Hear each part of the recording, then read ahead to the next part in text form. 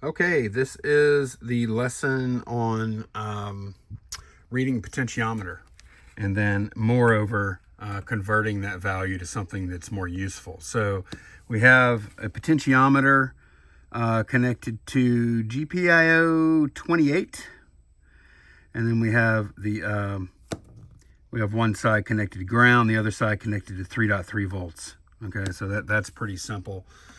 This is the basic setup for the potentiometer, and where we assign potPin as 28, speed.1. We want to read the value 10 times a second, so we set that to 1/10 of a second, and then while true, then we declare the myPot object.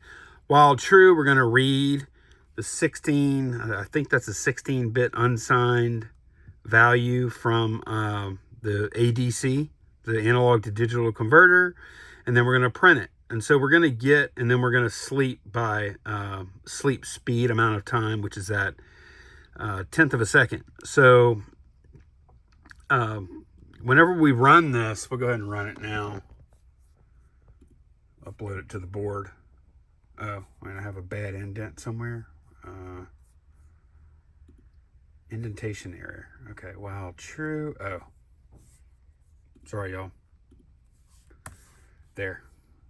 I just copied and pasted it. Okay, so if we're fully clockwise, we're going to get 65,535. And then if I rotate the potentiometer fully counterclockwise, it should be about 0. But it's actually, I'm using the value of 96 for that.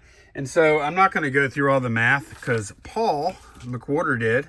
And as he went through the math of determining the slope and then the equation for the line, I wrote all that down. And then for my values, they're a little different from his.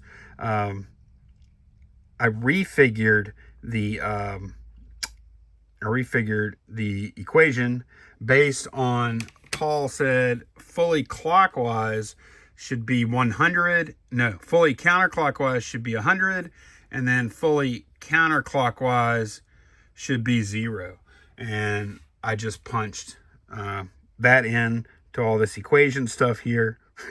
And I got this final equation right here, voltage equals all that stuff, right?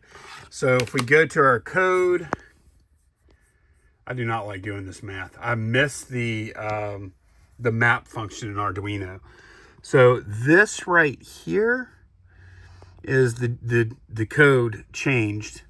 All right, so we still read potVal equals myPot.read. We still read that, but then we have that equation I just showed y'all right here. And here's potVal being used in it. And then we print it, and then we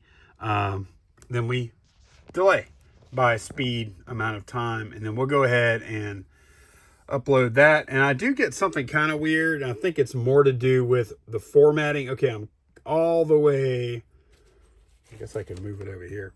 I'm all the way counterclockwise right now, and we're getting about 100, which is what we want.